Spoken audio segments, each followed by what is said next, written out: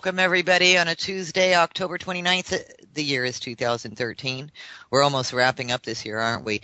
The weather here, amazing in Arizona. It has been just absolutely gorgeous until 2 days ago. The chemtrails started coming in, and today we have a hefty storm rolling in right about now. So we'll be staying live on the air, of course, as we always do through the storms.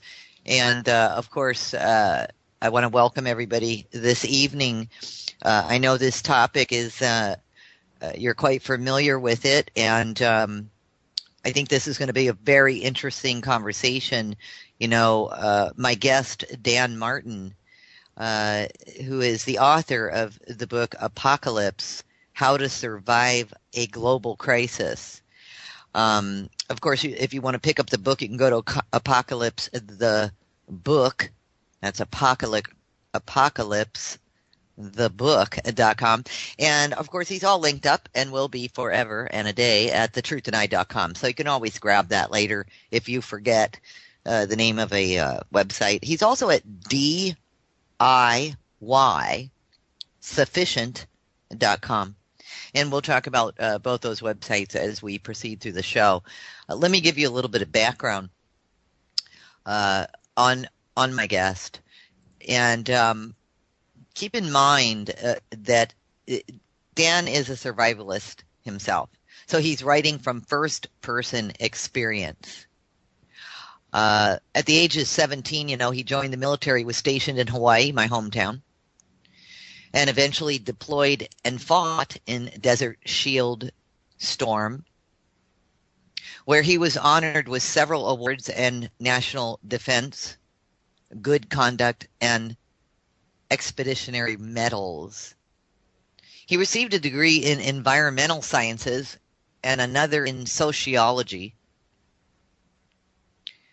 from the University of Hawaii.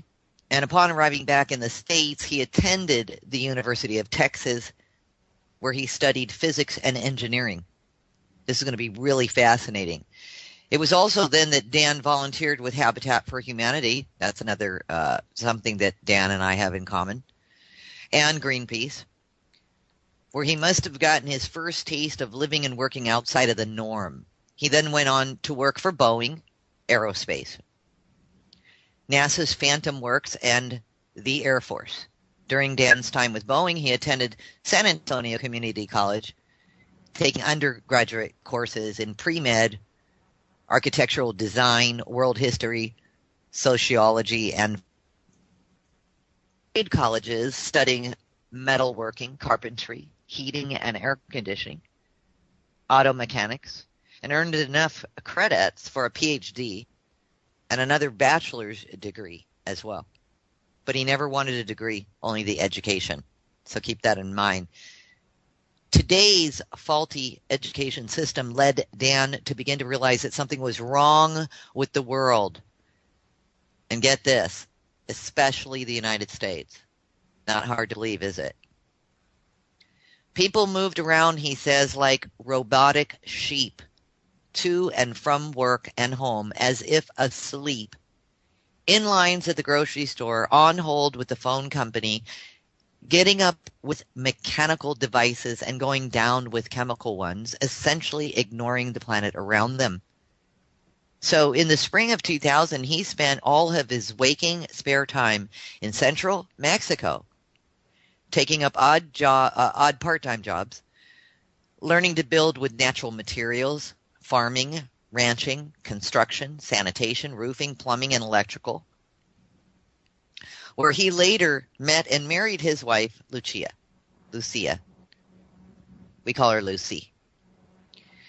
They would then both re-enter the U.S. and live another year before quitting his high-paying career with Boeing at the age of 25, cashing in all his investments and 401k, selling all their homes, vehicles, toys, and personal belongings to move out into the desert, leaving the world, family, friends, and the rest of humanity behind. And this is where it really gets interesting. We're going to talk about all of this. You know, for 6 years, the two of them lived 100% off the grid, completely cut off from society, not seeing one another person the entire time. They didn't have any encounters with other people. Can you imagine this? 6 years.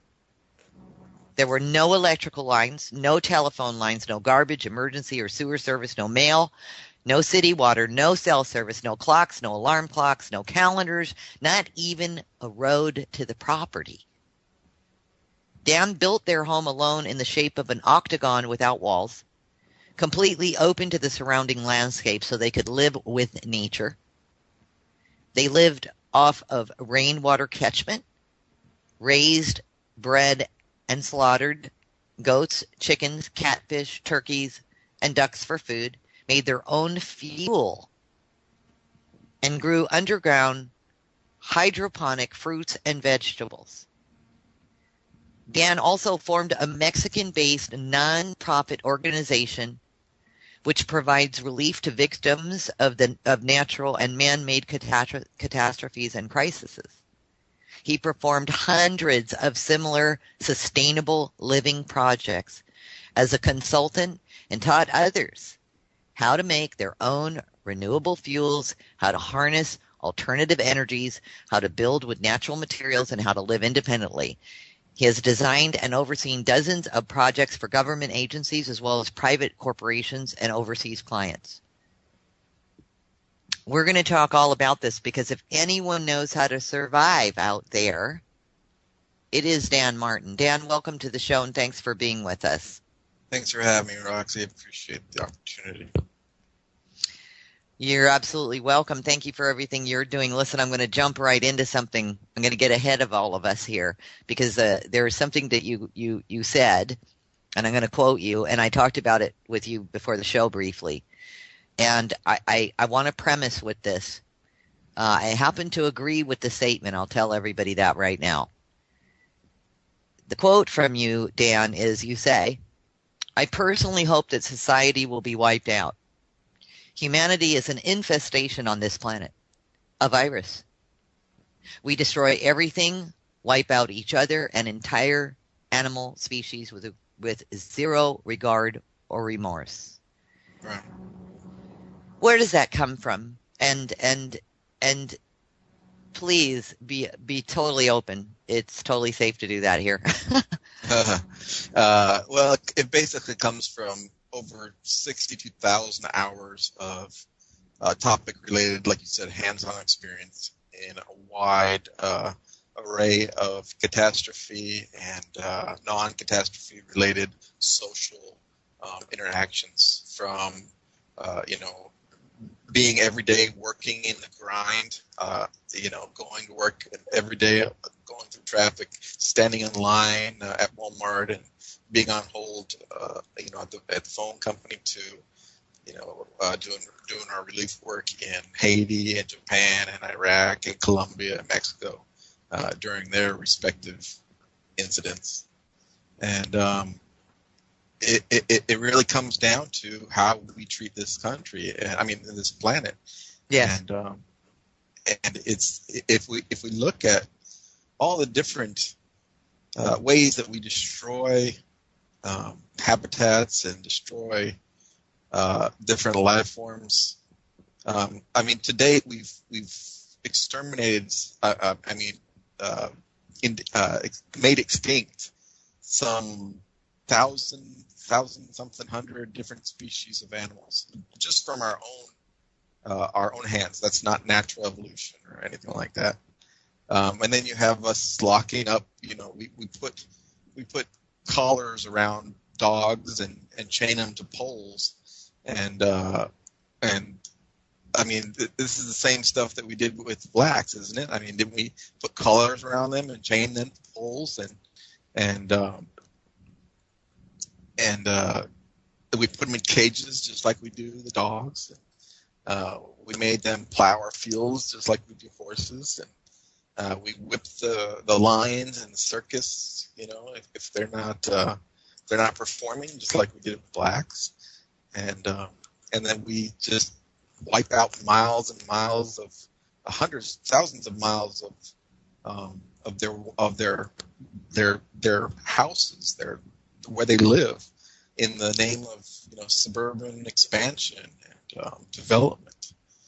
And I just think in 100 years, just like we do now, looking back at how we did with slavery, in 100 years we'll look back and say, wow, I just can't believe that that we did all this. I mean, there's something like just a little over 200 million, 220 million, I think, 225 million animals die each year just from motor vehicles. That's not hunting. That's not for food. That's not, abuse or any testing, any of that. Just for motor vehicles, 220 million a year. We destroy their homes. We destroy their breeding grounds. For development, for oil, over 12 billion trees are cut down each year. 6 million tons of coral reef, just for souvenirs. We murder them just for fun. When we're going to go out this weekend and kill a few deer, sounds like a good time. Let's go, bring some beer. We mount their heads on our walls and for trophies. We force them off our land, or their land rather, or we slay them just because we're afraid of them, like wolves and sharks. We keep them as livestock. We mass produce them for meat. We pump them full of drugs and force them to live caged filth. We domesticate them. We manipulate them. We create new species of them, like dogs and the cats and the chickens and stuff we know. That's not a real life form. We created that for our own, for our own use. We perform hundreds of thousands of hideous tests in the name of lipstick and makeup and weatherproofing jackets. We make them perform in circuses and zoos and on TV shows for our amusement so we can laugh. We spay them and neuter them surgically, stopping them from having children. What if you were spayed and neutered, so that you couldn't have children anymore? Just so that there's not more of them on the streets and there's more of us. Yet, even with all that you just said, which what you're describing, Dan, effectively is that it appears that humankind has no value for life. Right. Which is really sad. That's really deep. And you're describing the actions of barbarians. And that's the fundamental action of a virus, like you started out saying. A virus has no intellectual concept of it's not trying to hurt you. It's not trying to make you sick. It doesn't have any notice of humanity or any other living thing. It doesn't care what it does. It doesn't care that it wipes out hundreds of thousands of people or animals. It just does what it does. But I think that we should be more intelligent than a virus. Shouldn't we be a little bit more thoughtful of other life forms on this planet? And that's a good question, Dan. And in your, in saying that, why is there a divide with that? Because there are those like myself and for you and many of my friends who have total respect and value for life, who get into animal rescues, who, take that dog off the street and bring it home and give it a home, who do not eat meat, who do not want to slaughter, who do not want to play that game with breeding or, grow their own gardens and take complete joy in procreation, etc., and have much love for the human species as well as animals and plant life, etc. Why is there such a big divide? Because you have those who are extremely evolved, if I may say, and then you have those who have seemed to be not only unevolved, devolved. Why is that, Dan?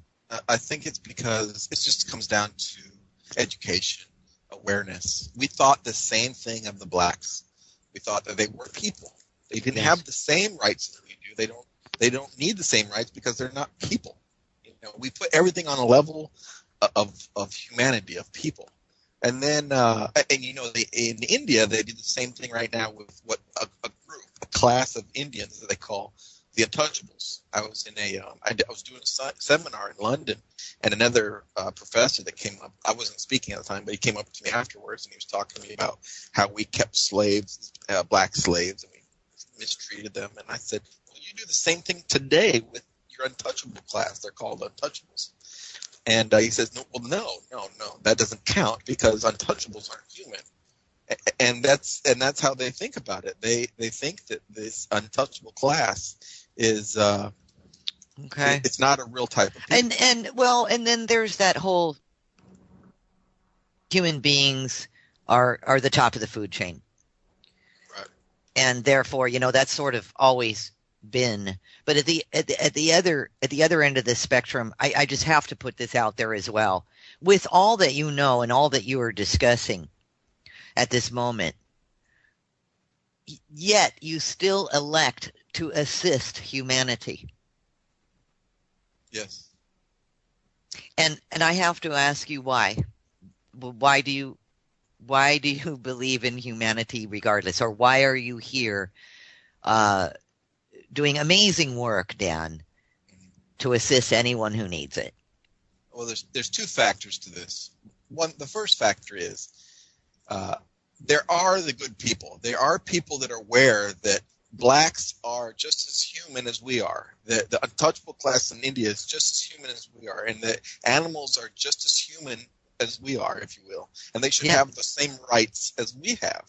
And those people deserve a chance. The other side is that if this massive storm is coming that's going to wipe out humanity, it's going to erase this virus from the planet, there will most likely be some survivors. And I would like to put them, on a course that differs from the course that we're on now.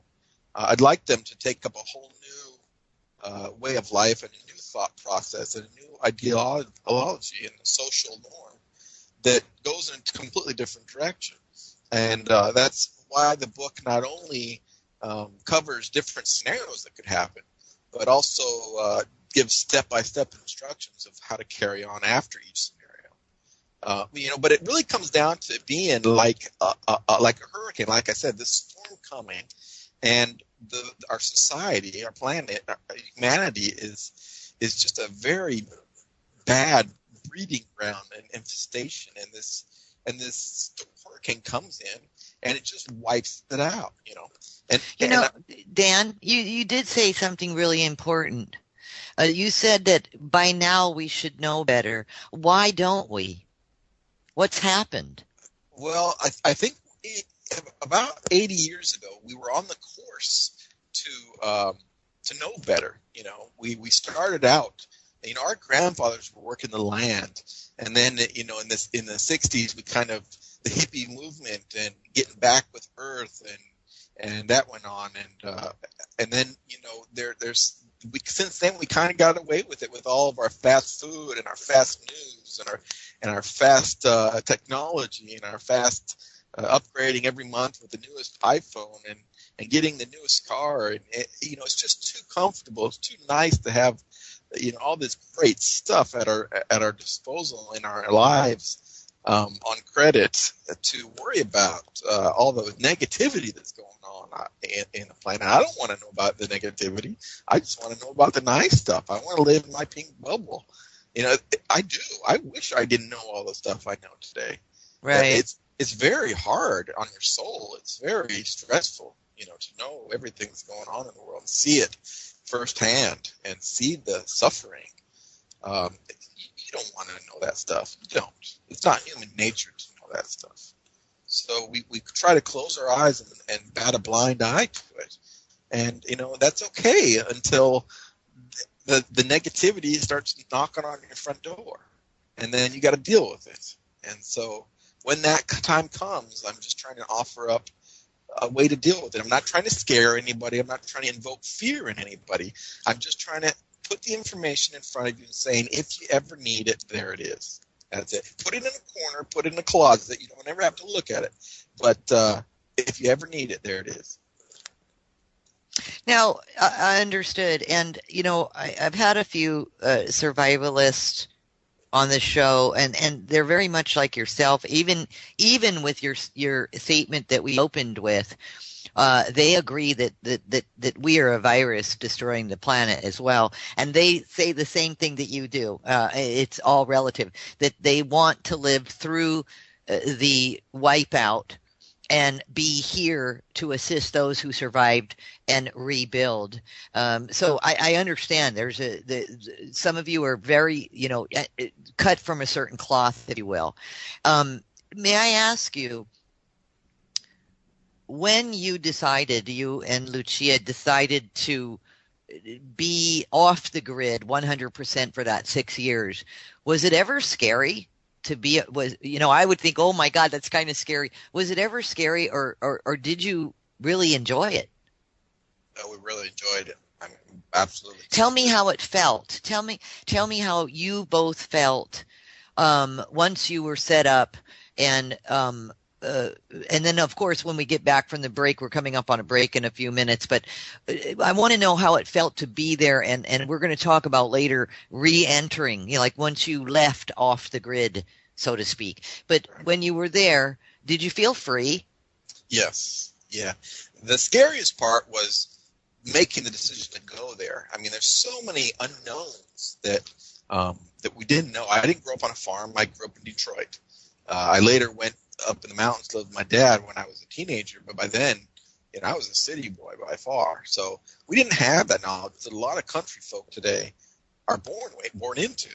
So just the idea of leaving society and leaving, emergency services and doctors and hospitals and warmth and shelter and having to create all that on your own is very scary. But once we actually got out there, and it rained on our heads, and the wind was blowing, and the creatures were howling, it wasn't scary at all. It was very beautiful, and it just kind of I likened it to society kind of builds up a shell around you. It you close off a lot of your senses, because especially like your hearing and sight and smell, because you're hearing things all the time: car alarms, doors closing, kids crying. You don't even know all the stuff you're hearing. But then you get out of there, and these senses kind of open up, and the shell of society puts around you, I liken that to the ego. And when you get outside of this, your ego kind of just goes away. You don't need an ego out there in every dimension of the word, and it's just a whole new level of calmness. I'm not talking about spirituality. I'm not talking about magic or any of that kind of stuff. It's just it's more like just meditation, relaxation. And this is when the storms are blowing in on you and it's snowing and you're not comfortable.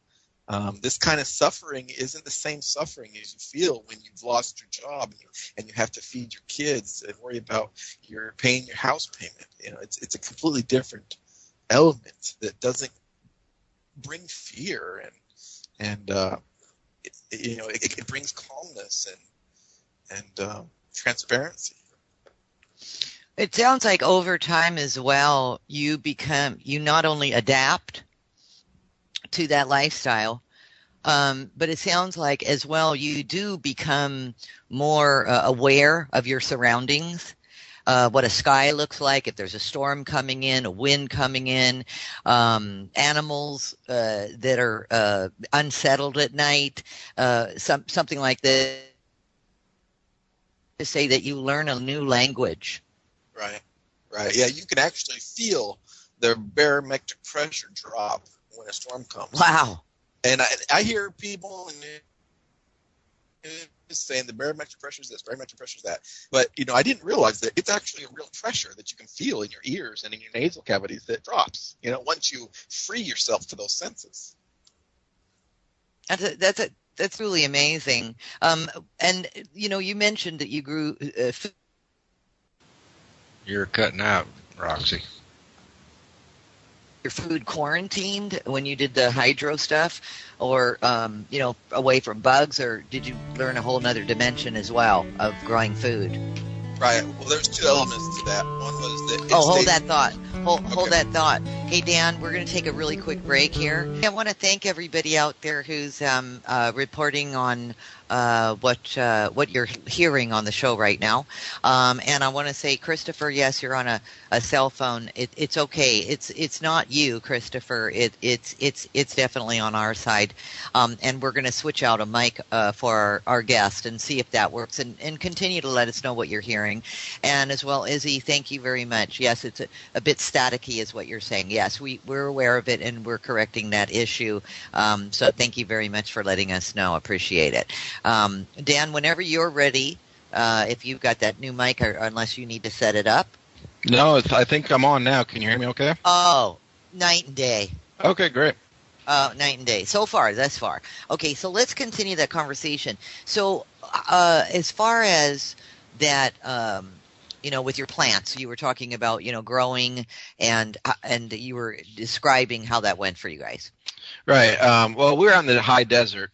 We don't get barely any water out there at all. And we chose that actual, location because where there's no water, there's no development, there's no people. It's the safest place for us, and it's very hospitable if you can be self-sufficient. So we chose that place, but we can't have a farm and have crops out in the garden or anything. So we developed different systems of hydroponics and aquaponics and aeroponics, and put it all underground, just in case there's some kind of nuclear fallout or viral pandemic or ash from a volcano or meteorite or anything. It's protected, but also because underground in the desert remains much cooler. It's about 65, 70 degrees all year round. So it keeps the plants a lot cooler and protects them from the sun and whatnot. And we grew everything. We grew, strawberries, blueberries, blackberries, raspberries, lettuce, broccoli, spinach, cucumbers, anything you can think of. We had everything. I mean, we had probably a much more comfortable life than most regular Americans do. I had a swimming pool in my living room, and we were laying in the hammocks drinking freshly made margaritas from ethanol that we brewed up ourselves, and fresh strawberries, and so very comfortable life. That actually sounds like fun. Now, would you say, in all fairness, though, that it took a lot of work as well? Yeah, it took a lot of work because at the time, this was 10 to 15 years ago, there weren't a lot of books, how-to books, how to do it yourself. We pretty much had to do everything trial and error, and we wasted a lot of money doing this. I cashed out all my 401ks, my investments. I sold all my investment properties, all my toys and trucks and everything. And we had about close to $1 million probably going into it, and spent probably 90% of that on wasted stuff that just didn't work. But now there's a lot of material out there how to do it yourself, a lot of books, a lot of stuff free online. A lot of courses that are free at community colleges. You can go and learn metalworking and welding and woodworking and gardening and just stuff that we didn't really have access to back then. So it's a lot easier today than what we had to do then. Now, may I ask, are you still living this lifestyle? Yes and no. We have two homesteads right now, one in Mexico, and we still have the one in West Texas. But with all the appearances and interviews that I'm doing, I've been on CNN, MSNBC, Yahoo. I was interviewing Esquire Men's Magazine. I was on the Travel Channel. And I'm doing a lot of consultations for private groups and corporates and people and seminars and lectures. So I'm traveling a lot more than I'd like to these days. I would like to be getting back to being off the grid. You brought it up, so I'm gonna. I was going somewhere else, but you just brought this up, so I have to ask. You were consulted as an expert for AMC's The Walking Dead series, correct? Right. Can you talk about that a little bit? Yeah, I can talk about what I did. Yeah, with what it. you did, and while you're at it, Uh-huh. you can talk about what you did with National Geographic's Doomsday Preppers as well. But I know we have a lot of Walking Dead fans out there, so Oh, um, great. I being one of them. Uh-huh. So you were consulted as an expert. From what I understand, tell me if I'm wrong. The writers of The Walking Dead, they do a big discussion after every series on Sunday called The Talking Dead, and they talk to the writers of the show and this and that. So they actually get real information when they're writing the scripts. Is that correct? Right, right. They I mean, if they're talking, I don't know, just about construction, they want to know about the different, how the building would collapse, after 3 years of not being maintained. What would it look like, when the mortar is decaying out between the bricks and whatnot. They would consult with a architect and a structural engineer on these things. And so it looks as real as possible, in the shows. Sure does. And so when they needed some information about, the aftermath of catastrophes and the downfall of humanity, and nothing to do with the zombie part of it, but any aftermath of any catastrophe, what would it look like, and how would people react? Would they band together in groups? Would there be looting and chaos and raping and pillaging? And they contacted me and a couple other colleagues that I'm connected with, and just try to give a general idea of how to paint the picture and what to look at. Because if you have looting and rape for 3 straight years, it's just not convincing. It's just not going to be that way. And there's going to be some immediate confusion and lawlessness, but just after a few weeks, few months, people start trying to band together for survival. You just can't. I mean, there's always some groups. We have criminals in society today, even with a well-structured society. But for the most part, everything calms down. But if you created a kind of Mel Gibson like dome environment where there's just lawlessness everywhere all the time, it's just not very convincing anymore, I think. Well, yeah, they're kind of trapped in this dome, and it is kind of, I understand what you're saying. So with The Walking Dead, it was basically buildings and basically just kind of human behavior after some kind of major catastrophe on the earth. And of course, The Walking Dead, for those of you who have not watched it, is about basically it's looking more and more in its 4th season that it's more about a virus type pandemic that affected people and turned them basically into zombies. Anyone who caught the disease. Now, what about National Geographic's Doomsday Preppers? What was the consultation about with that?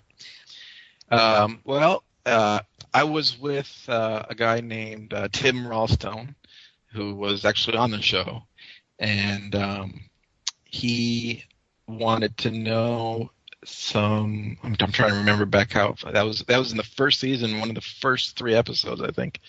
I think he was wanting to know stuff about storage techniques and how food would, how long food would last, and a lot of preppers, they cycle out their food a lot, and in real.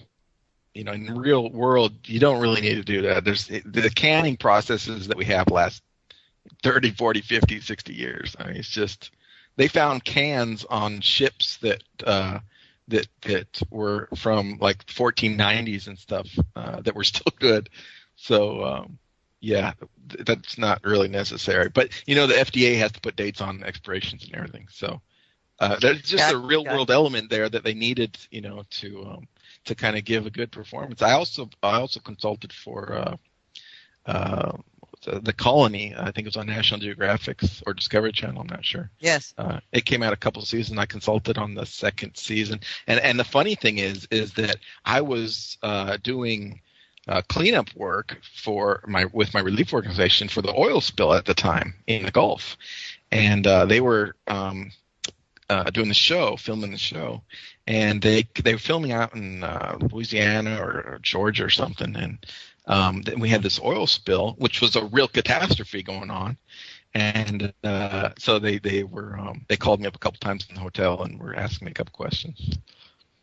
That's kind of cool. I mean, that they hunted you down and said, "Wow, we need to talk to that guy." I think it's really cool because you have something to offer to it, regardless if it's Hollywood or not. It sound I mean, shows like Doomsday Preppers. I mean, they're really trying to get the word out on how to survive, which is what your book is all about. Now, I've got a question regarding another statement. Since 2010, the U.S. government has gone on a major underground building spree. You say we're not just talking about bunkers or ammo depots. We're talking about major underground facilities, bases, even small cities. Mm-hmm. What's that all about, in your opinion? A lot of I don't know, my fans or my readers email me and they say that they've seen hundreds of tanks on trains passing through their town and thousands of coffins going stored up outside the city limits and ready for the apocalypse and whatnot. And I do think that this building spree and all these different sightings that are going on are for some kind of catastrophic event. But I'm not willing, from a professional point of view, I'm not willing to say that the government knows something's going to happen. As far as I know, and the work that I've done on different consultations and as a consultant, I've never been led to believe that they know of anything. I think that they just see things just the same way as we do. They see us going in a certain direction. They see this transpiring, this developing, and they want to be safe just like we do. People have tornadoes always hitting their town. They're going to build a tornado bunker, and so the FBI, the CIA, Department of Homeland Security, they're getting threats. They're seeing stuff coming through. We had the Boston bombing, of course, 9/11, and all kinds of the embassy stuff recently. Yeah. So they're saying we need to prepare a little bit. One of these days, somebody's going to sneak in a nuclear dirty bomb, and it's not a far-fetched thing to think that we could down the government pretty easily, especially when they're downing themselves last week or whatever. I mean, they just collapsed themselves a couple of weeks ago. Right, exactly. How hard would it be for somebody else to do it? Exactly. Well, at the very least, I think that it's preparation for, like you said, the ever-evolving, for instance, civil unrest. I mean, they know they've got a lot. We're getting jam-packed here with, the Snowdens and releasing, the NSA top secret, we're spying on everybody. Now other governments are getting involved, not to go down the political road too far, but, and saying, hey, you can't be spying on us. What are you guys doing? I guess they're preparing for this Obamacare for next year. I mean, I guess the DOD and the NSA and they're going to go and they've armed up. And they're going to be going to New York City because they're anticipating, a big, our government and our military is expecting a lot of people to show up at the IRS in New York City, apparently, and because people are angry. They're angry about what's happening. Civil unrest, like I said. Mm-hmm. So on one side of the fence, I agree. They've got to have a plan. They've got to have a backup plan. And I guess I should ask you, these safe underground, apocalyptic backup systems, et cetera, I guess where people are kind of, PO'd about it is it's not for the general public. Right. So if it's not for the general public, who's all this, these backup systems prepared for? Yeah, well, most of it is, of course, for the government. They have what's called a COG plan in effect since 9/11. Which is basically a shadow government. It's not really secret anymore. It's not. Right. It exists. There is a second government. There's a second president of the United States right now. There's a second vice president, chief of staff. Everybody. There's a backup system that was not voted in right now underground since March 1st, 2002, in a bunker. And if our government, any element of it, gets wiped out, they will immediately take effect. This is called the COG plan, continuation of government, I think it's called. it's continuity of government. Continuity of government. There you go. But the funny thing is no matter how hard I look, I can't find a continuity of civilians plan, a COC plan. Because there isn't one.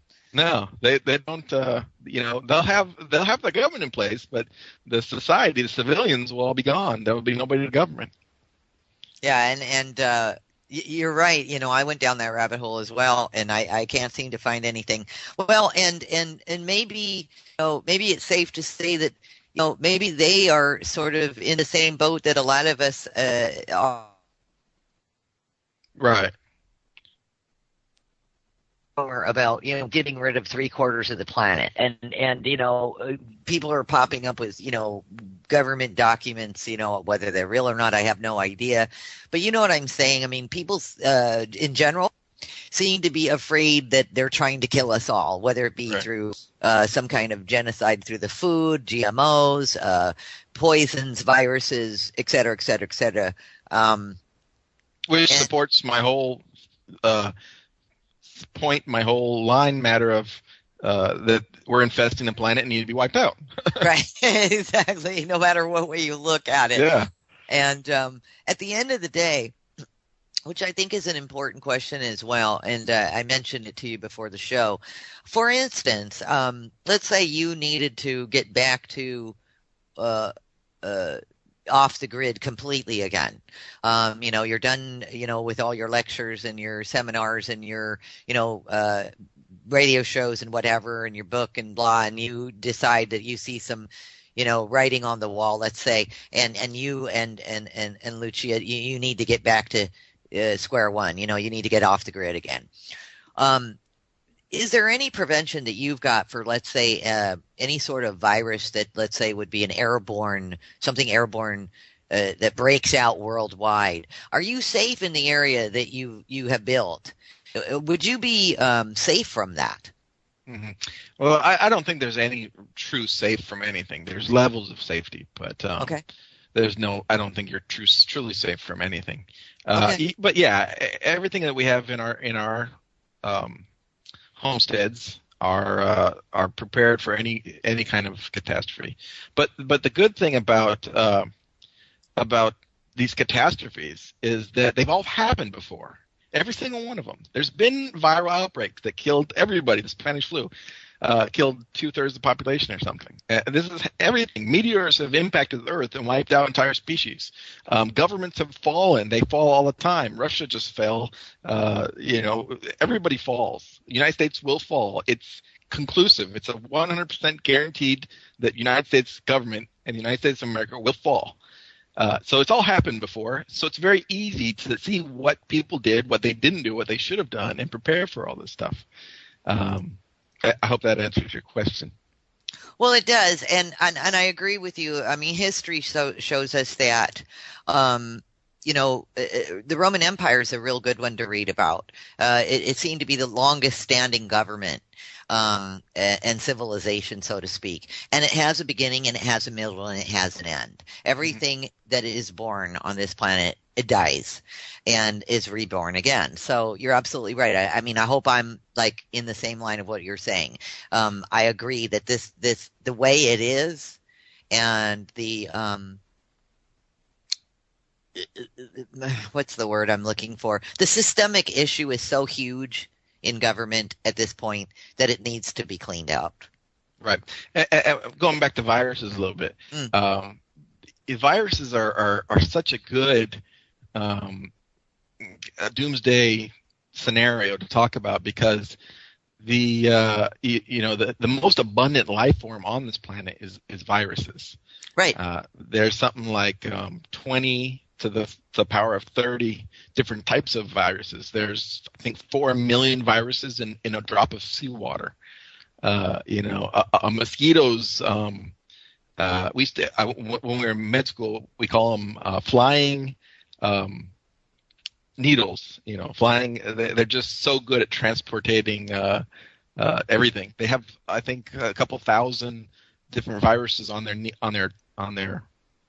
needle.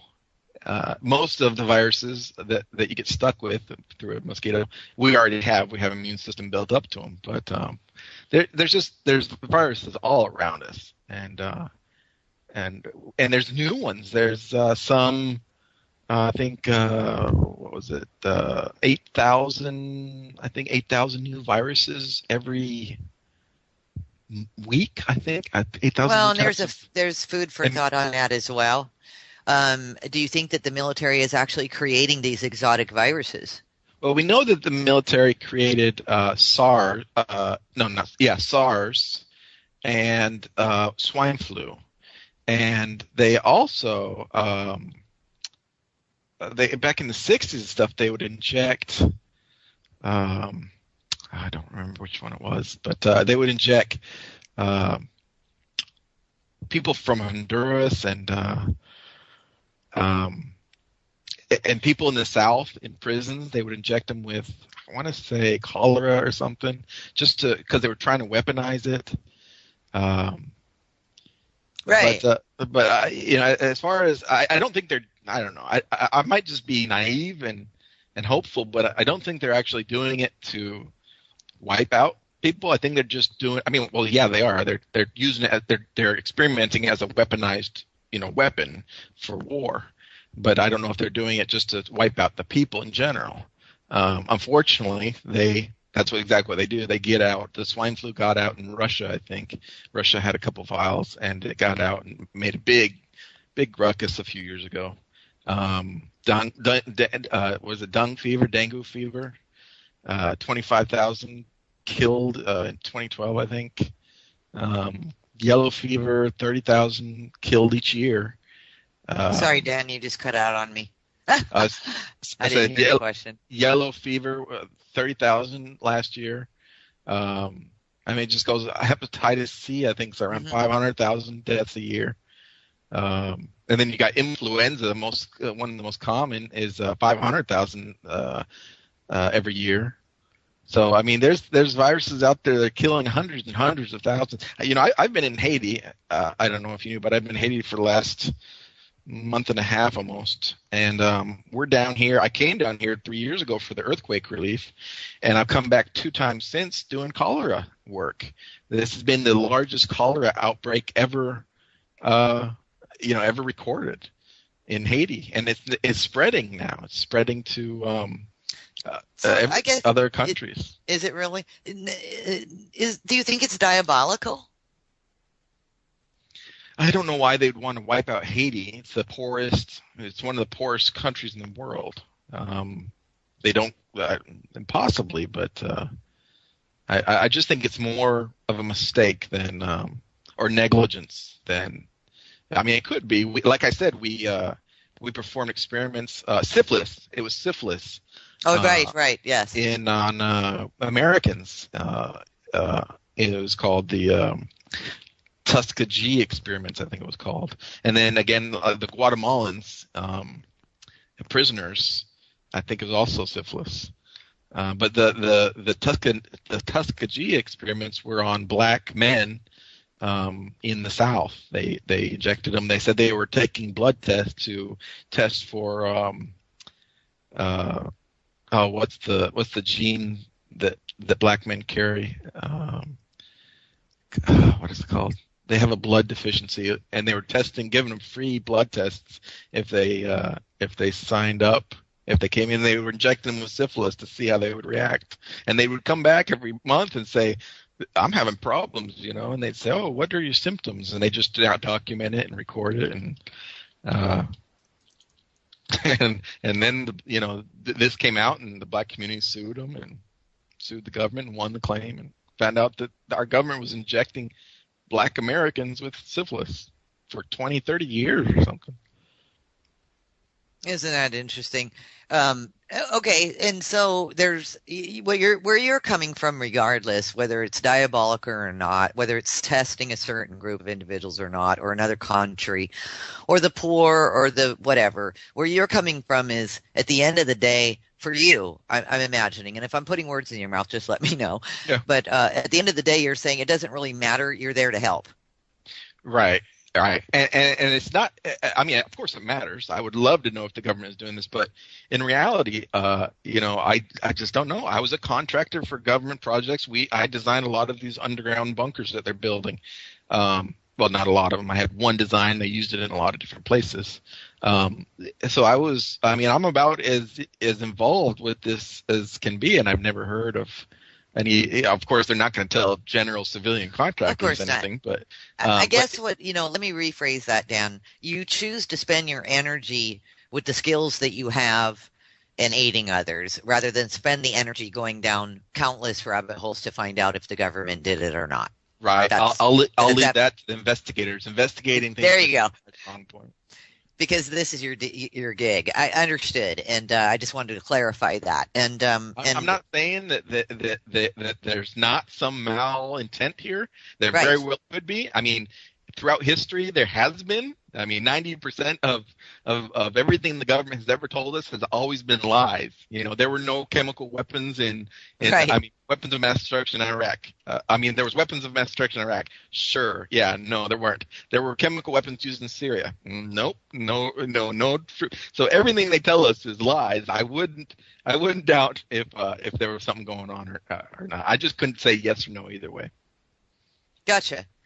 At the end of the day, though, it doesn't affect, is what I'm saying, you taking your skills out to the world and trying to help some people. Right. The aftermath is still going to be the same. If that's government right. is starting it, or if it's natural or accidental, the results are still going to be the same.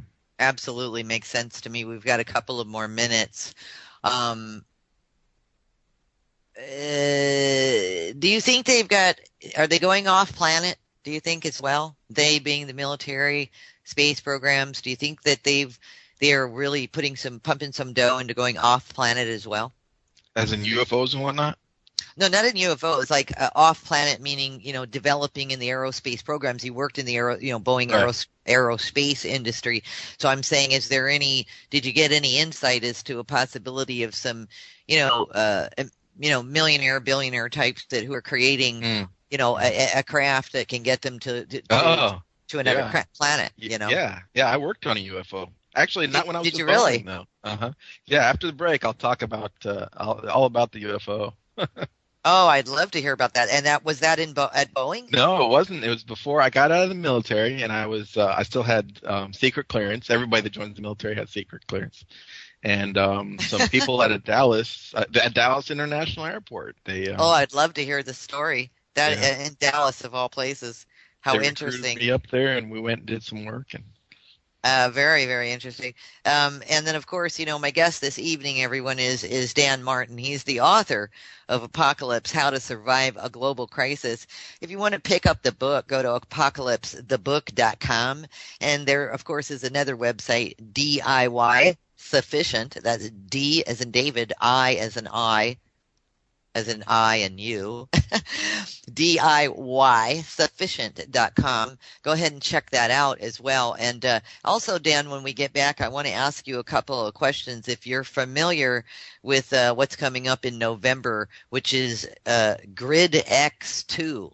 I don't know if you are familiar. Salute a couple of people right now as well. I just want to thank those who donated to keep us live on the air. You do know that we're listener supported, everyone. And for those of you who don't know, it's a pretty amazing place to be able to broadcast and do shows, the one we're doing this evening. So I want to thank everyone who continues to keep us live on the air. All of us here at Revolution Radio, we completely appreciate it. So thanks and heads up and kudos to you. Thank you. The New York Times is currently reporting that thousands of utility workers, business executives, National Guard officers, FBI, anti-terrorism experts, and officials from government agencies in the United States, Canada, and Mexico are preparing for an emergency drill in November that will stimulate physical attack and cyber attacks that could take down large sections of the power grid. To date, 150 businessmen have volunteered to participate in this drill. This is a goal of the drill, called Grid X2, is to explore how governments would react as the loss of the grid crippled and the supply chain of everyday necessity. Apparently, this is happening on November 13th. I'll give you a couple of links. It's a real deal. It's not a rumor. And of course, Dan, do you know anything about it? And what do you think could possibly happen? I didn't know that it was coming up that soon. I knew that they were going to start preparing some tests and trying to figure out how vulnerable the grid is. But they've known this for a long time. In 2009, I think, they perform. The American Society of Civil Engineers issues a report card every year, Okay. and they give us a D plus almost every year. So in 2009, They give us a what? A D plus every A, year. B, C, D? Yeah, we get a D Oh, plus. We have one of the worst grids in existence. So we're really vulnerable. Yeah, it's and Is then that really the truth? Oh my goodness. yeah, you can look it up. The Society of Civil Engineers annual report card for U.S. Energy's infrastructure. Oh my goodness. And then NASA funded another study by the National Academy of Sciences, I believe, that they actually predict the collapse of our electrical dependent society within the next 5 years, and that's through NASA. So I mean, they know it's bad, and they know we're very, very, very vulnerable, especially things like EM pulses or solar flares or something that would not only wipe out the grid, but wipes out everything in every warehouse that we have that can fix the grid. I mean, let's say that it didn't wipe out all the new transformers that are sitting in warehouses ready to be put up, and new cable, thousands of millions of miles of electrical cable and whatnot. Let's say it didn't wipe out all that, like it did in mid 1860, I think. Yes. It's 1852, I think. And you're talking about all the telephones went down because that's all we really had. Yeah, they had not the Carrington event, right? Yeah, it wasn't telephones. It was telegraph. All the telegraph wires, thank you. Machines and everything just burnt up. They caught on fire. Yeah, it's a scary thing when you read about what happened. Yeah, it's the Carrington event was huge. Let's talk about that UFO we were talking about before we hit the break. So you worked on a UFO. Yes, I did. I absolutely did. Tell us about it. That's so exciting. Did you fly in it? No. No. And I might tell us about it. How did you get on the gig? How did you get on the gig to begin with? Okay. Well, first of all, I don't want to bring people's expectations and hopes up too high. It's one of my favorite and only stories to tell that's like in that type of realm. So I kind of boosted up a little higher than I might need to be, but oh well, So I got out of the military, and first of all, I worked in a secret patrol squadron that it's called VPU-2. It's not. I don't know if many people remember, but a few years ago, about 8-10 years ago now, one of our P3s was from my squadron was escorted down in China by jet fighters, and China disassembled it and sent the pilots back, and eventually sent the pieces of the plane back. This happened about 10 years ago, and that's a secret plane. It's a spy plane, basically. And like I was a drone type of plane? No, it's a P3. It's an old plane, P3. Oh, okay. It's a propeller plane, but because the technology is so old on it that they can put other things on it that are top secret that don't really show up in all this new radars and systems for detecting the newer types of airplane. It's actually propeller driven and everything, so it's kind of gets past some of the stuff. Anyway, my squadron VPU-2. I get out, and I still had secret clearance, and that lasts for I think 5 more years. So you can get government jobs and stuff as a veteran. And so I'm a what do you call it? Independent contractor. And a contracting agency contacts me and says, do you have big-bodied aircraft experience? And yeah, I've worked on C-5s, C-17s, P-3s, KC-135s. I've worked on some big aircraft. I said, sure. And they said, can you go? It wasn't Dallas. It's Denver. I'm sorry. I missed. Okay, Denver. Denver International Airport. They said, can you come up and possibly sit through an orientation and see if they want you to work on their plane? And I said, sure. So I drove up there, and they put us through a 2-week orientation, made us sign non-disclosure agreements, confidentiality agreements, and I mean, the orientation was longer than the actual job was, and they had security and everything. This was on the end of the international runway there, and so finally, eventually, we get to go into this big hangar at the end of the runway at night. We have to do all our work at night. It's all secret. And in this hangar is this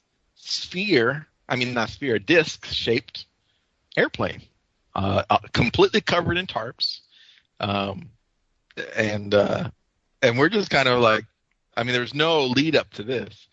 So we go. I was a structural and a hydraulics technician at the time, certified A&P mechanic. And we go. I had a little area about 2-3 meters by 3 meters opened up on the side. The canvases were removed, and I rebuilt all the wiring and hydraulics in there, and worked on that for about 5-6 days. Closed it up, and that was it. That was my UFO experience. So wait a minute. I just have. Did you ever take a picture of it? Obviously, you probably no. Couldn't, you probably signed a no-compete clause as well, where you weren't allowed to talk to anybody about it and to give them the diagrams or anything like that. But how big was the saucer? Enormous. I mean, it was really. Yeah, it was probably the length of a C-47, C-57, but just as wide as well. And it was circular. Yeah, it was circular, just like a disc shaped. And I don't necessarily think it was a UFO from another planet or something. I more like. But how do you know? I mean, well, first of all, you did some hydraulic stuff and everything in it, so it obviously wasn't an anti-gravity machine. Right. But at the time, this was 15 years ago probably. We didn't have things like composite fiber panels on planes, and fiber optics and stuff, and we had this kind of stuff in there, and this was all new technology for that time. Now it's in a lot of the planes, but sure.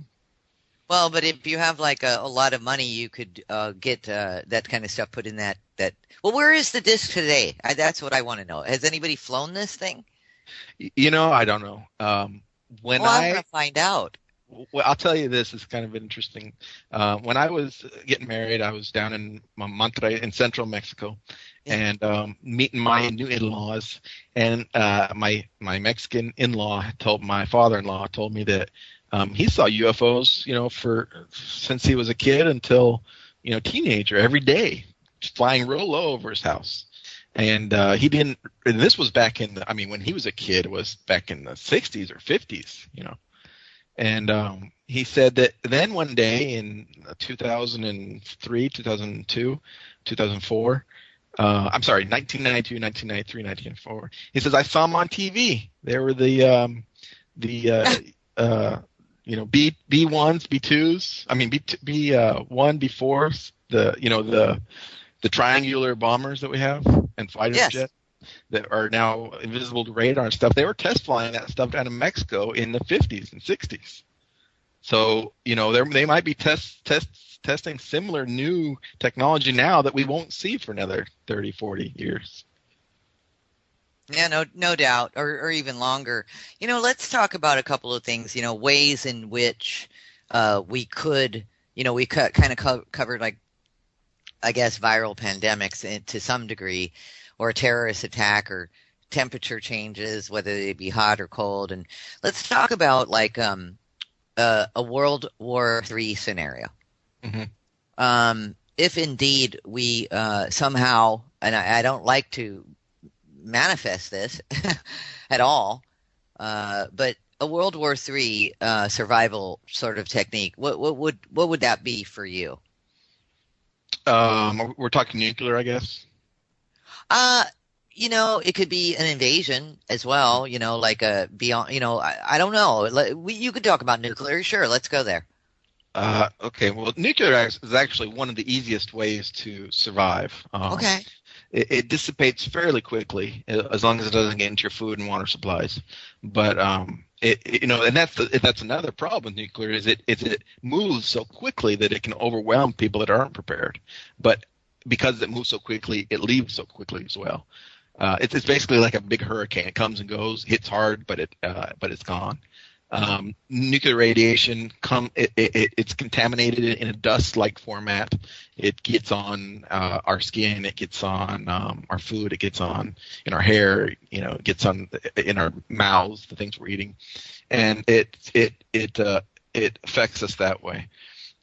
It creates radiation poisoning, makes us sick, and eventually, if you're contaminated that bad, you're gonna basically bleed out from the inside and throw up all your blood, and it just really destroys your internal organs. But if you are covered in, like a rain jacket and whatnot, and you don't inhale the dust specifically, then the radiation dissipates. It just kind of, it's like a battery. It just dies. So what do you do to prevent yourself from not inhaling it? What are some of the things that you would do? N95, N99 dust masks, goggles, rain jacket, rain gloves, rain boots, rain pants, and then rinse off real good before you go in and out of your shelter. Put plastic over your shelter, your windows and whatnot. And then another, if it's really bad, if we're talking not just if you're pretty close to the ground zero, you need mass, anything with mass to protect yourself. Mass? Is that what you said, mass? Mass. Anything with mass. The denser the mass, the more of the mass, the more you're going to protect it, the more that radiation has to fight through. Radiation really gets limited by mass.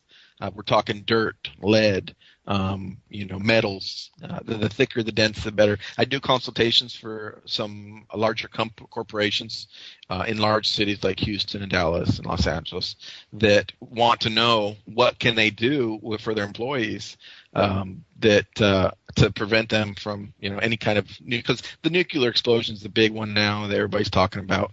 And I just say, pile up a couple desks. Take off your doors from the hinges and put them on some chairs, and just make a big pile of furniture and filing cabinets and anything you can get your hands off, and put it in the middle of the structure, and get underneath it and just stay there for a few days. That's your best bet. Don't go anywhere. You see in all these shows like Preppers and yes. Walking Dead and everything. The big mistake is that they leave. They're trying to they get start wandering somewhere. off. Yeah. And I'm like, that would be the last thing I did. Because once you leave, once you start moving, you're in somebody else's domain. You're in somebody else's back door, and they have all the resources and all the they know the lay of the land, and you're trespassing now. Just stay in your back door where you know everything, you know everybody, you know where everything is. That's interesting that you say that, and that's part of what makes it so Hollywood, these shows, because I always say when I'm watching like The Walking Dead, I'll just be like, "Where are you guys? No, don't leave! What are you doing?" Yeah. But that's what makes for an exciting show, right? Yeah. So it turns out that you actually subscribe to that. Like, don't go anywhere. You don't need to leave. You don't. Yeah. Need to run. That's the worst thing, because you can only take as many supplies as you can on your back. It's going to last you a couple of days, and you need more supplies, or in your truck, or however you're moving. But when you're at home in your bunker, you got a year's worth of supplies. You're right. No, and talking about supplies, going back to the nuclear blast, storing water is a great mass for fallout. Nuclear, it really stops the radiation from getting through and getting to you, and it won't contaminate your water once the nuclear radiation is filed. No, if it's in a container, it's sealed off from the dust. The radiation goes in, it goes out, just like a battery. There's no contamination to the water. You don't have to put any chlorine or anything in it to fight the radiation. As long as it's covered, sealed off from the dust, then you're good to go. Okay. Now, what about this? We kind of covered it, but a little bit when we talked about this, the grid possibly going down to be tested. But, what about, and I'm sure a lot of people have been through this, an electrical grid failure. So what would you propose if, the whole electrical grid went out, and what should we do? Well, you got to think about it. The entire world, especially the United States, runs on electricity now, and it's only been this way for about almost 100 years now. Sure. So we've never really had the chance electricity grid failure is one of the only catastrophic events. Like I said, they've all been done before. Yes. Electrical grid failure is one of the newer ones that we haven't really experienced. There's been a couple times, I think, in let me remember where it was. I think it was in March of 2006, 2007. Some divers, scuba divers, cut a 10, 11 kilometer section of submarine electrical cable that connected, I think, mainland China to Thailand and Vietnam. And so their whole grid pretty much collapsed, and that's the only real, and it took them months and months and months to replace it. So that's the only real evidence we see. And because all of our cars, our jobs, our money, our food, our transport, bringing food from the fields to the grocery stores, keeping the food in the grocery stores, our air conditioning, our heating, everything, every single element, anything you can look around the room right now and see was brought to you or built with electricity. So it's all gone. All that is gone. It's no more. There's no food in the grocery stores. There's no food in your fridge. There's no water being pumped up into your house. Everything's gone. And preparing for that is I mean, it's like it's probably the most extreme preparation you can make, because we basically have to go back to the basics. You have to learn to walk barefoot. We can't walk barefoot anymore. You try to walk barefoot through the woods or something, our feet are just not built like that anymore. And the Indians and Aborigines, that's how they walked for hundreds, thousands of years. We just can't do it anymore. Try sleeping on the floor or on the ground without a pillow, without a blanket, without a bed. That's all gone. As soon as your bed, blanket, and mattress wear out, you don't have it anymore. Especially if you start going on a walkabout, trying to get from doomsday preppers over to Walking Dead area. You can't carry your mattress with you. So no, you're making some clear points. I was in a storm, and a lot of the listeners have probably been through this, where we had no we had nothing. We were off the grid for 10 days. We couldn't get off the mountain, etc. Long story, don't need to go there. And it was interesting. It was 32 degrees, and it was interesting, but we still had a home, and we had blankets, and we had lots of food in the fridge, and we piled it up into a container and put that on the balcony so that the weather was cold, so it could preserve the food and everything like that. But at the end of the day, you're absolutely right. After you might be able to go a couple of weeks or 3 weeks, but after that, you're going to run out of everything. And how do you survive past that? Yeah, and the problem with the types of electrical grid failures that we're talking about is that almost any kind of event can cause an electrical failure, be it terrorist attack, be it a nuclear war EM pulse, be it meteor impact EM pulse, be it solar flares, and we're not talking about grid failures where you're saying weeks or months till the electrician can come around and fix it. We're talking 30 years. Right. If the electric grid failed in the United States right now because of an EM pulse or solar flare or any things I listed before, it would melt everything like we talked about a minute ago with the telegraph machines, which means they would have to come in and replace millions of miles of electrical wiring and conductors. That act alone, with the manpower that they have on staff right now, would take 30 years.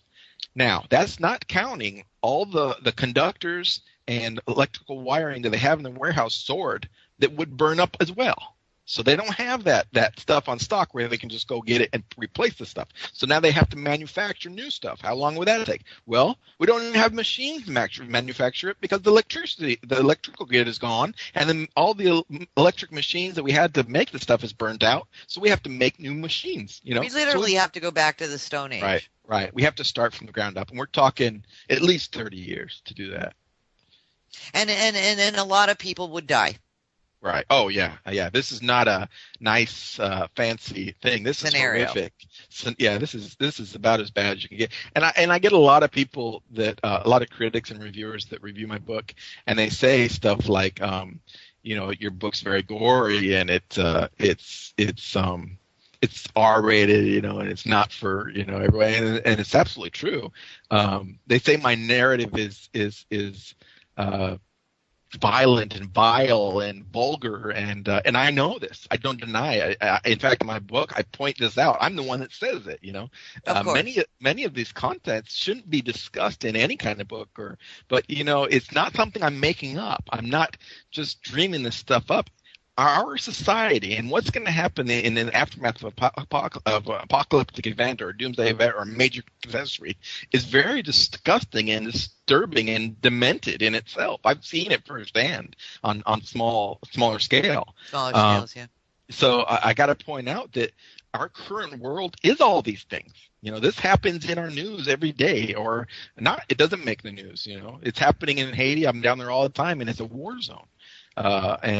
This stuff I'm just bringing it out and putting it in the book for people to read it. Well, I think it's okay. They say it's better to be prepared than to not know anything. So I mean, it's a good thing. I want to thank you for the book, by the way. Lucy gave me the book, so good. I want to thank you. And I haven't gotten all the way through it, but fascinating stuff. So I really do appreciate it. Let's talk about this for a minute. What about climate change is another real big one. And of course, the argument has been global warming, but then it's turned out to be the global warming has been a faux sort of thing or a precursor to a mini ice age, which is followed by a horrific real, true global warming in excess of 150 degree temperatures worldwide. So how do we deal with climate change? If indeed we are looking down the pipe of 20 years from now, or even if we go to a mini ice age or something like that, I mean, it's not like schools and we said this early in the show. It's not like schools it's not like anybody's teaching us how to live through any of this stuff. Mm-hmm. Right. Yeah, we don't learn this in science class, right? We didn't learn it. So what about climate change? I mean, is there, of course, in the book, something covered that helps us to, again, because it sounds like there's different types of preparations for different types of collapses or catastrophes. And climate change would be unique if I mean, you still might have your grid, but you get excess temperature. So what do you do there? Whether it's hot or cold. Yeah. Let me give you a little background about climate change, because people, I believe in climate change. I don't believe in climate change. I don't believe in global warming. I do believe in global warming. There is nothing to believe in or not believe in. It's just the way it is. It's not like I believe in ghosts. I don't believe in ghosts. I believe in angels. Right. I don't believe. It has nothing to do with whether you believe in it or not. Regardless of whether you believe or not, global warming exists. Did we create it? No, we did not create it. It's natural. Every planet experienced global warming. That said, there was an enormous spike, about 7 million percentage since the start of our industrial age. So we didn't start it, but we really put it on a skyrocketing ignition rocket launching phase. Do you mean a spike in temperatures? And spike in temperatures, and spike in CO2, and a spike in global warming. What global warming is basically our planet, our atmosphere is like a greenhouse. We have gases. Welcome back for the last stretch this evening with Dan Martin. Dan, we were just talking about this enormous strike during the industrial age, spike, I should say, in temperatures, CO2's, greenhouse, and so forth and so forth. So whether you believe in something or not, your point was that we are entering and have entered into a somewhat of a global climate change. Right. In the early, right around 1900, a guy came out and said our planet is warming. And why is it warming? Well, like I said, there's gases in our atmosphere and that protect us from different things and build up from plants dying, methane released from the bodies of animals and whatnot. And this creates like a greenhouse effect, which, if you know about a greenhouse allows long beams, long rays of light in. It hits different objects inside the greenhouse or the planet and bounces and breaks these up into little light beams. Which can't leave. They're not long enough. So these bounce around, scatter around, go up and down between the atmosphere and the planet. And each time they bounce around, hit something, they warm it up that much more. And that's why greenhouse is much warmer than outside in the winter air. So That's basically how a greenhouse works, and that's what our planet does. And it gets warmer and warmer and warmer the more we release gases into the atmosphere, because more of that greenhouse insulation is created. Now, in 1970, I believe, or early 70s, I think, NASA announced that we were entering into this global warming cooling cycle, and that by the end of the 1990s, it was finally accepted worldwide unanimously by all scientific communities that yes, our planet is warming significantly. In the last since the Industrial Revolution was 20s, 30s, there has been more let me phrase this a better way. There's been more carbon dioxide released into our atmosphere in the last 80 years than in the last 45 million years combined. If you can picture that. More CO2 has been released in the last 80 years than the last 45 million years combined. So that should give you an idea that what we're doing and how our contribution, even though we didn't start it, what our contribution is to the planet. So what does this mean? The United Nations says during their climate change conferences that this accounts, and right now, I'm not talking about next year and 10 years from now, but this global warming accounts for 21,000 deaths per year. So this isn't like in 10 years, 20,000 people are going to die because of global warming. No, 20,000 people are dying right now because the sea levels are rising, or because heat strokes, or because power grid failures and whatnot. We're talking about increases in temperatures already of 29 degrees. So, and if this happens enough, if the planet warms enough, what will happen is the northern and southern ice caps. Well, the southern one doesn't really matter; it's not on land. But the northern ice cap and Greenland. The northern ice cap in Greenland would melt, and this would cause about 200 feet or so of water from the ocean to rise. The ocean would rise about 200 feet, 220 feet, I think, to be exact. So any cities, towns, communities, people living at an elevation, anything under 220 feet, which is about 70% of the towns, cities, and major cities worldwide, would be completely underwater. What would happen this doesn't affect me. I live in Colorado. I live in Ohio. I live, where would all these, 22 billion people, 7 billion or 4 billion people go? They're going to go inland. They're going to go to Ohio. They're going to go to Denver. You're just going to have this mass exodus to these towns, and these towns just cannot, provide for them. There's no food. There's no water. There's no shelter. It's just it's a sinking ship where all the rats try to get on the sinking ship and they just sink it faster. That's, and now when we talk about we can get into another thing where that creates, like you said, a global cooling cycle.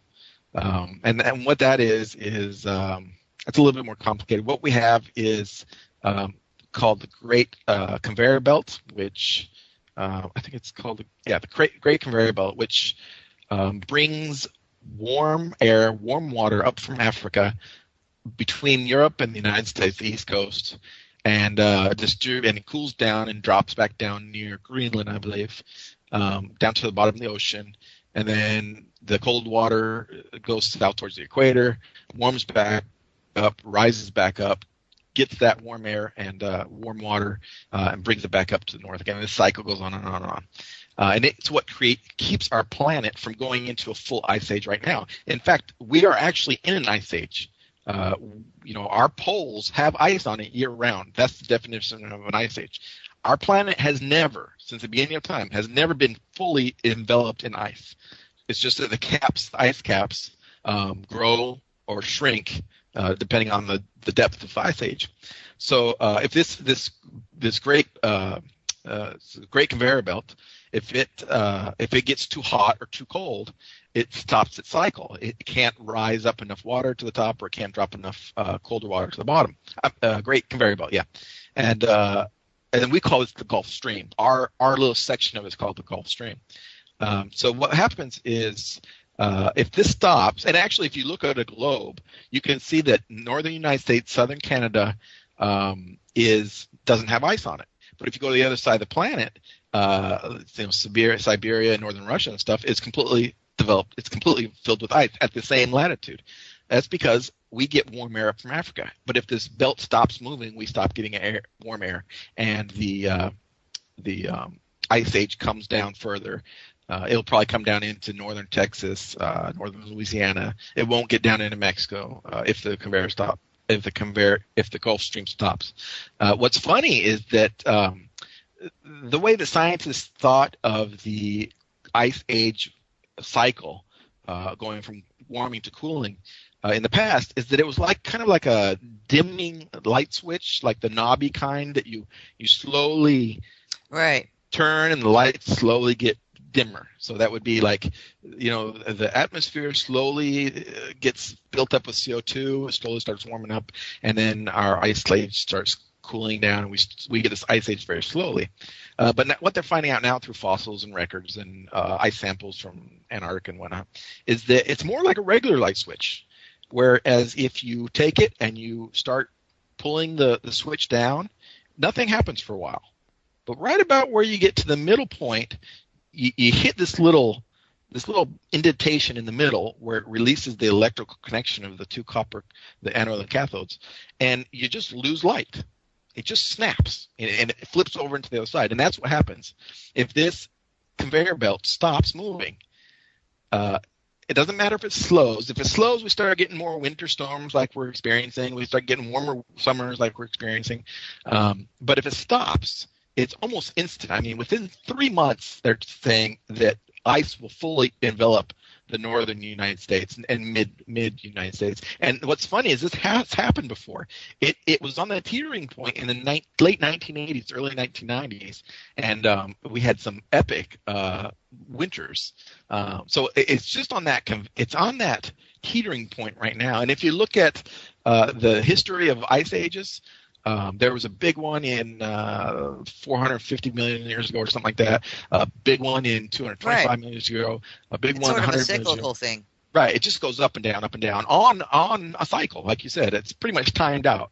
And we're peaked out for the last 25, 50 years. We've been peaked out. And that could stay that way for another 50 years. But we're at the edge and we're ready to plummet. So it's just a matter of flipping that light switch past the middle point. We've already gone all the way up to the middle point. It's teetering on, like I said, it's happened a few times in the 1980s and 1990s. Sure. Where it's actually stopped. They recorded the conveyor belt stopped and then started back up again. Well, which has never happened. Another one that gets interesting to talk about too, for instance, there's theories on this, and this has also happened to the planet. And especially melt off a lot of your solar caps, let's say. What do we do about a polar shift? Now we've got a polar shift. I understand there's two different kinds. There's a magnetic polar shift, and then there's literally where the planet just goes upside down. It wobbles, and then it just whoosh, and that's happened before too. So how do you handle a polar shift with 365 mile an hour winds? Yeah, a physical polar shift is pretty much unsurvivable. We're talking about the skin of the planet, shifting underneath us at who knows what speed. I mean, even at a slow speed, it's just nothing would survive. Crevices, enormous Grand Canyon-like crevices would open up in the middle of New York City, and as the plates moved around, and that's basically what would happen because all of our skin of our planet, all this dirt that we're on, is floating on a giant pool of magma all across the entire planet. Nowhere on the planet does the structure go all the way down to the core. We're floating on lava. So if the planet wanted to cycle like that, which can be caused by numerous things, including larger bodies like Planet X or the sun's different orientations, could pull it and flip around in different ways. That's unsurvivable. Nothing in my book or anybody's book could ever, besides maybe, like you said, being on a spaceship out in space and be on a space station or something. Being off planet when that happens. But being on planet in a bunker, somewhere, you're not gonna Good survive luck. it. Yeah, but magnetic shift is actually, it happens all the time. We're experiencing right now. The magnetic pole goes from, it's been as low as central Canada, and it's moving up through northern Canada right now. It'll be in Siberia, I think, in a year or two, and then it'll come back down around Alaska, and then come back into Canada again. And it moves all the time. But how does this affect us? Everything we have, all our structures, all of our airports, all of our navigation systems, everything operates off magnetics, and of course, all the animal life on the planet works off magnetics. So we have to just be moving this stuff all the time, or else you're getting plane crashes. If it happened instantly, where the polar shift, or the polar caps would shift, I mean the magnetic poles would shift instantly, we have some very, very big problems. In fact, Miami International Airport just moved their major runway. They had to dig it all up and point it north again because it was completely off. I mean, it was heading almost east completely now. That's how far it was off. And this actually has happened several times in our own existence. The magnetic poles, depending on where the magma is, because the magma is electrically charged magnetic liquid. It's what creates the poles, and it moves all the time. So it's always pulling those poles around. And most people don't know, but there's not just a north and south pole. There's hundreds or thousands of north and south poles all over the planet, and they're coming out at different places, and they move around, they go in and out, and it's very disruptive. So our planet is not a calm, peaceful place as most people think it is. Back to the physical polar shift. Mm-hmm. This has also happened several times in our existence. Mm-hmm. The native Indians of the United States and the Aborigines of Australia, they have stories of times when the sun rose in the west and set in the east, or when it rose in the north and set in the south, or vice versa. Isn't that crazy? That's just crazy. So it's flipped a few times. They have core samples now that show the magnetic charge imprint on the samples shows that it was all going one way towards the North Pole, and then it was all going completely different direction towards the North Pole, where the North Pole was at the time. So complete opposite directions in the samples. So they know that it's flipped several times. But if it flipped again, that would definitely be a doomsday-like environment. Right. That would be a KYAG. It would be over, and so you would just give up at that point, certainly. All right, now here's the biggie, because we sort of are already there, I think, and it's a real possibility, and I don't think it's a big stretch. But how do we deal with an alien invasion? That's one of my favorite topics. Where to start on this? First of all, I get a lot of interviews, and journalists and reporters ask me if I believe in aliens. I absolutely believe in aliens. Being a physicist, being an engineer, being a scientific mind, it's just ridiculous to think that there's no other intelligent life out there. But we do this. That's what we humans do. We do this. We first started out saying that the planet was flat. It was flat. It's absolutely flat. There's no way it could be round. We find out it's round, and we say that we were wrong. But our planet is the center of the galaxy, of the universe. Everything revolves around our planet, and this was recorded in textbooks for hundreds of years. And then they find out, no, we actually revolve around a star, and other planets just like ours revolves around a star too. Okay, fine, we revolve around a star, but everything in the galaxy, all the other stars that we see in the night sky, all revolve around our star. We are the center. Our star, our solar system is the center of everything.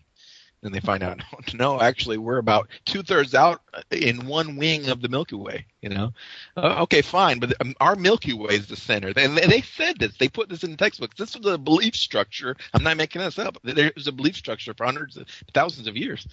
And then they find out, no, Milky Way galaxy is pretty insignificant, So just the thought of, anything that humans say is concrete, the odds are it's pretty much the opposite of that. So if humans say that we're the only intellectual life form in this universe, the opposite is probably true, just based on history alone. Not even something that big, but every week you hear that or every month you hear that milk's not good for you. Don't drink milk. Oh, milk is good for you. You should drink your milk. 2 glasses of alcohol is bad for you. Oh, 2 glasses of wine is good for you. This cholesterol is bad for you. No, this cholesterol is. They don't know. They change their minds all the time depending on the newest research. So I really don't believe anything they say, anybody says. To think that there's no alien life out there is just ridiculous. How do we deal with it? That's the big question. There's different viewpoints on this. The most typical viewpoint is that we have to expect, and this is the one that all the movies and TV shows and stuff are mostly based on. We have to expect what we have seen in our history, and what happens in our history when a superior race finds and discovers a new race. We pretty much decimate it or enslave it. The Spanish did this when they came to the New World. They conquered the Mayans with very little resistance. The far advanced race of the English came to New England and decimated the American Indians. The Vikings came to England and decimated the English there.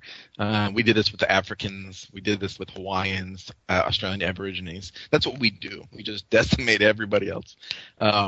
And we think that a far superior intelligence would do this to us, and they very well may. Have they visited us in the past?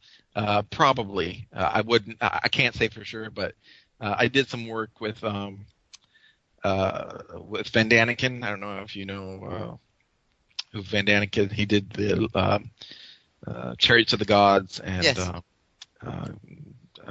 War of the Gods and different, and now the whole Ancient Aliens TV show. Yes. It's all based off his work. Yes. And he's just basically saying that historically aliens have come here in the past, and he's got a lot of evidence towards it that says, goes that way. And I would That tend supports it, sure. to believe that way. I mean, this planet's been here for a long time. I wouldn't doubt me that they've been here in the past. Have they, selfishly controlled our government and consumed our resources dry? I don't think so. I don't think they'll do that in the future. If our planet is any sign of how other planets are, this stuff is everywhere. That's what the whole universe is made of. And even though our nature is to enslave other life forms and torture other life forms like animals and insects, and humans only account for like 0.0000% of life on this planet. So to base the theoretical actions of an alien race based on 0.0001% of all life on our planet, other life on our planet doesn't act like this. Dolphins don't decimate other species. Horses don't decimate and enslave other species. We're the only species that does that. So to base those thoughts on that, I don't think so. So you're saying basically we're a sort of conquer and destroy, or destroy and conquer, whatever, however you want to say it. We really haven't grown up and out of that. So most likely what you're saying, if indeed we were faced with an alien presentation, an alien invasion, most likely we would try to attack it. The militaries of the world, let's say, would just try to attack it or kill it and see it as a threat. Yeah. But I don't think the aliens would necessarily do that to us. They either wouldn't do that because they're more advanced. I hope that we would evolve to that point of view. But also, and another theory is that they just don't realize we're there. They might step on us accidentally like we do bugs and stuff. Like ants. We don't mean to. I didn't mean to kill the ant. I don't want to kill the ant. I just didn't realize. I'm sure I've killed millions of things and not even known it. And that might be more of what would happen, is that they just didn't even notice we were here. Yeah, that's quite possible. I mean, this is definitely refreshing. Everything that you've talked about on the show this evening. Of course, everyone who's listening, all of this is in the book. I mean, it's explored. It's if anything, a great read. And the book itself is a complete DIY, which is do it yourself. self-help guide, not only for the end times, but any global or local crisis, which we seem to be experiencing plenty of lately, as quoted from your book, the back of your book, Dan. So, at the end of the day, it's healthy to sort of explore all of this and sort of go there. And I think that what you have put across is more important than anything is that get back to sustainable living. It seems natural building, renewable fuels, sustainable living, because that's kind of like where we already came from. And then now we've kind of gone into this place of we're really just sort of pillaging the planet, abusing it more than ever. And we all know, and I'd love your opinion on this, Dan. At the end of the day, if the planet wanted to rid herself of this virus, aka humans, do you think she just would? Yeah. Start over? Yeah. Using your analogy, I think that we're like fleas on her back, and she just kind of shakes it loose and, scratches it away when it starts bothering her. Most of the time, the fleas don't bother her, but if it really gets into a bad infestation, she'll do something to get rid of them. And as we began the show, and hence we should come back to this again, the reverence and, for life. Perhaps that through this last 80, 100 to 100 years, perhaps that we can all start to actually see what we've done and our attitude, how it's changed so dramatically, and how we've become so devoid of caring for life forms on this planet. I think in remembrance, and anything that we need to remember at the end of the day is the planet is the creator and provides us with everything that we have to sustain life. Yeah, it's not man. Right? Well, back to that. Planet. What's that? I said it's not man. It's not the truck driver or the farmer that provides you with everything you need to sustain life. It's the planet that's producing all this. We're just harnessing those things. We're harnessing it, yeah. And at this point, we're sort of, we're killing the home that we live in that is absolutely stunning and amazing and beyond. We haven't even begun to cover 10% of what is in the ocean. We don't even know. We haven't even charted that out yet. So we've yet to still discover our planet and all of its beauty and everything that it provides for us. So I love where you're coming from personally, that you bring up all of the different aspects, the different possible scenarios. But at the end of the day, Dan, I think that you're just one of the good guys. You're out there really sort of walking like you talk, so to speak, assisting others into getting back to sustainable living and respect for this planet and for each other. Right. And like I said, it's all knowledge. I'm not trying to scare anybody. I don't think that you can be scared by knowledge. The more knowledge you have, the better off you are. And there's a lot of, these types of apocalyptic, entertainment type books and movies and TV shows, which is great. It gets the message out there. But in all honesty, there aren't many people alive today, and even fewer authors who have been on these sites in these locations for these. I've been in the last 10 national state of emergencies for the United States out of 17, and I've been in 17 of the last 25 international catastrophes. Not to mention, of course, like you said, living off the grid, completely self-sufficient for 6 years. This is all in the book. It's all in my writing style. It's just the experiences. It's out there. It's going on. So I had to put it in the book. And no other survival type guide can claim that. And that's why these TV shows that want to portray real life events contact me and want to know what the real life scenario is. Absolutely, you've done the homework and well done. And I'd love to have you back again. Sure. In the near future to just go down the rabbit hole, because we did cover a whole lot of everything, and you're just a delight, Dan, and it's a pleasure to have you on the show this evening. Again, the book is called "And Taught Others How to Make Their Own Renewable Fuels, How to Harness Alternative Energies, How to Build with Natural Materials, and How to Live Independently." He has designed and overseen dozens of projects for government agencies as well as private corporations and overseas clients. We're going to talk all about this because if anyone knows how to survive out there, it is Dan Martin. Dan, welcome to the show and thanks for being with us. Thanks for having me, Roxy. I appreciate the opportunity.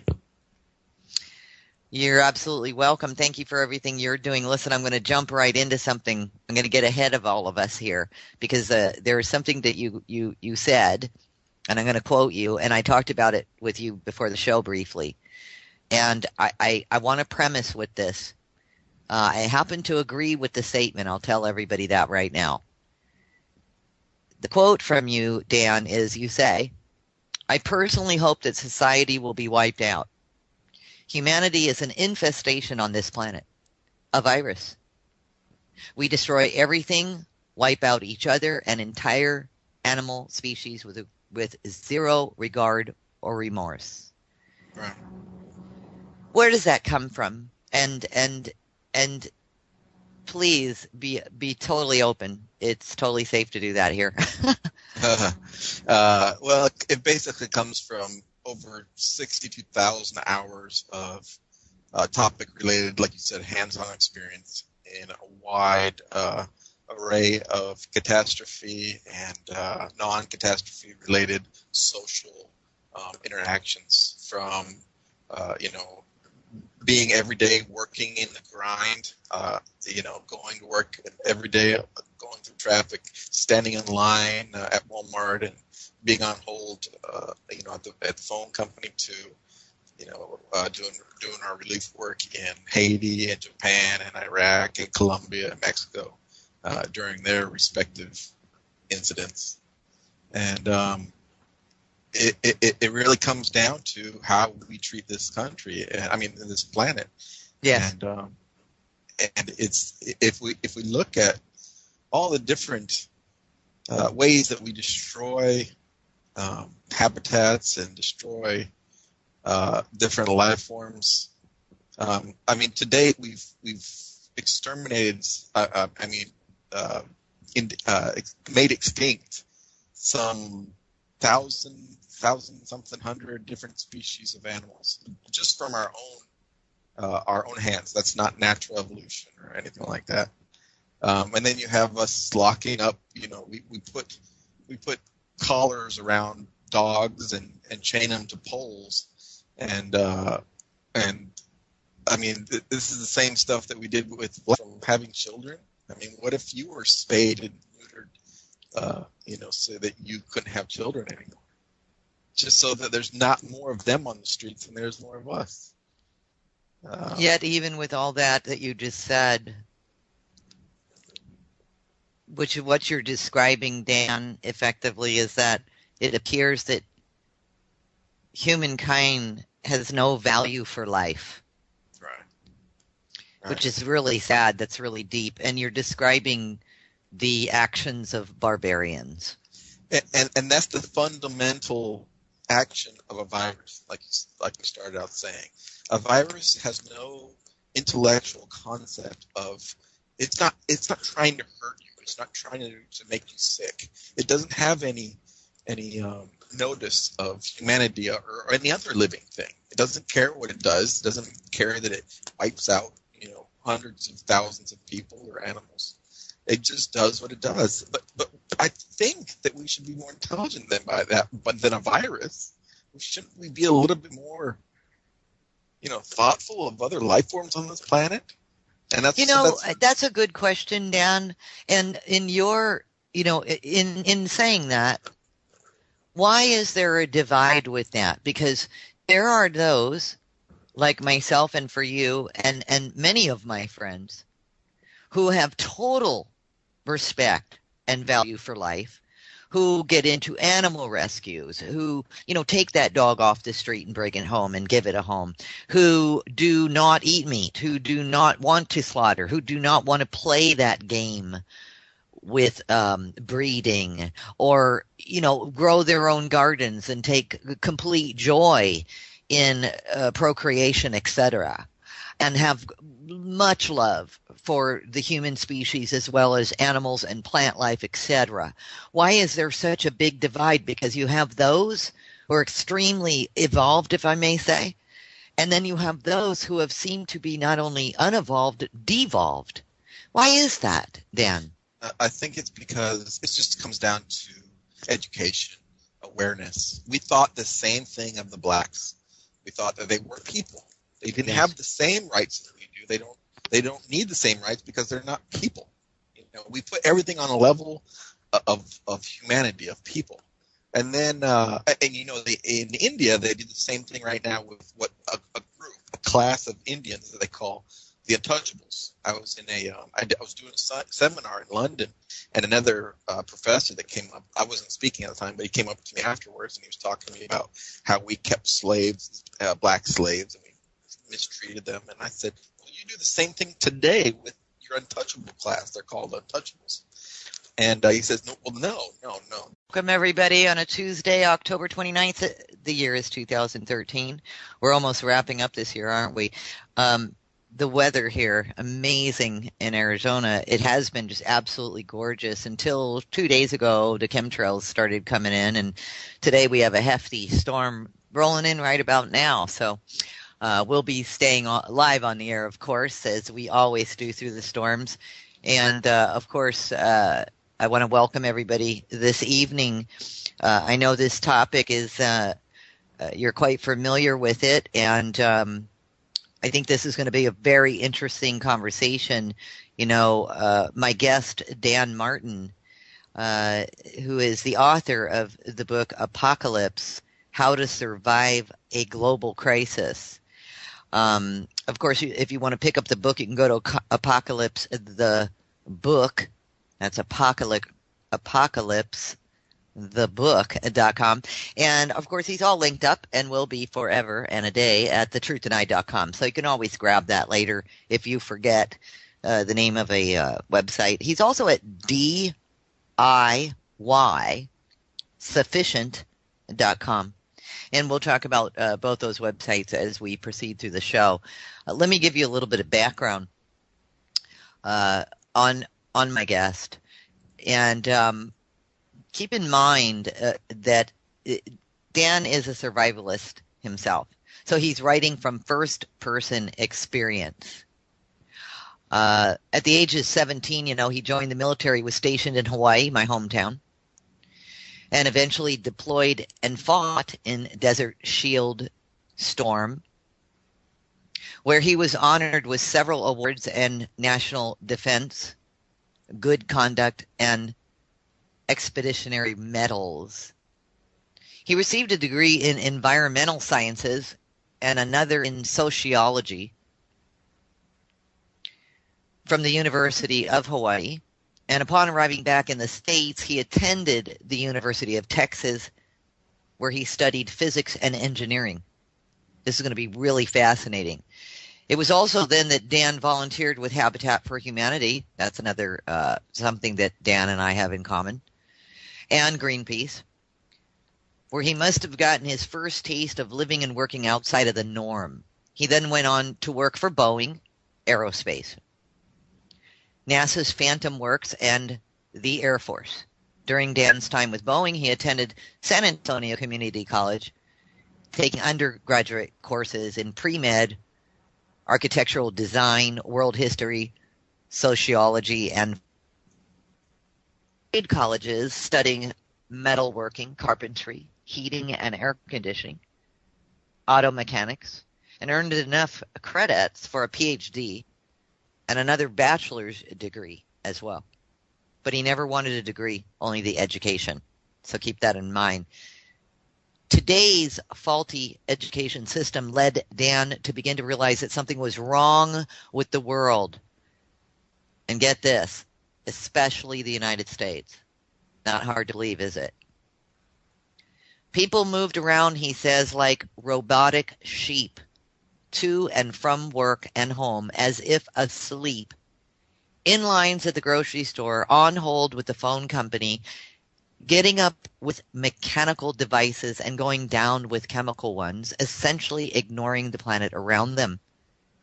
So in the spring of 2000, he spent all of his waking spare time in central Mexico, taking up odd part-time jobs, learning to build with natural materials, farming, ranching, construction, sanitation, roofing, plumbing, and electrical, where he later met and married his wife, Lucia.